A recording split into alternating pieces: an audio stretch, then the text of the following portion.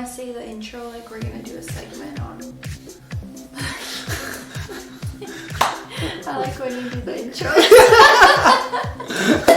Hey there, it's David Cinelli here, Realtor with Royal Page Signature with Ariana, also Realtor with Royal Page Signature. As you heard, Ariana wants me to do the intro.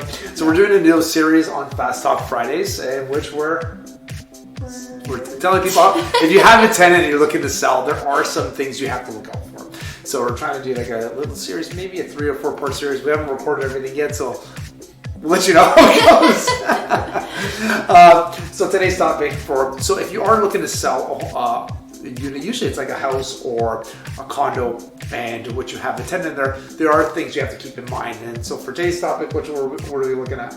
We're going to talk about how you have to provide notice at least 24 hours. That's right. And the tenant can't refuse if you give proper notice. Right. So first off, with tenants in there, yes, you do have to give, for any kind of showings, there has to be 24 hours notice for a realtor to come show your property. That includes if either you're leasing the property or if you're selling, doesn't matter.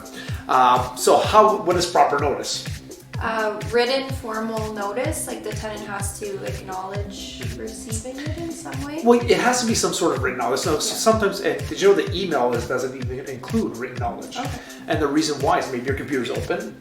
Somebody comes in, the idea is like the landlord sends or the realtor sends the tenant the information, and somebody else clicks and says, oh yeah, go ahead and accept.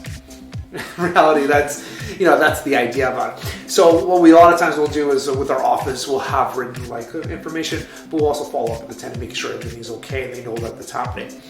In the past, we've had some difficult tenants. Yeah.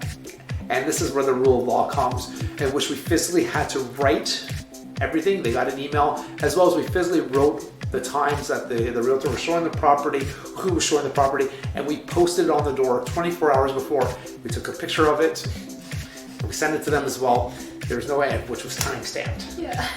And then you're saying, so what if you're having a problem tenant? And he says, it's my right. You can't show the property. Is that actually right? Is that true? No, they can't refuse a showing.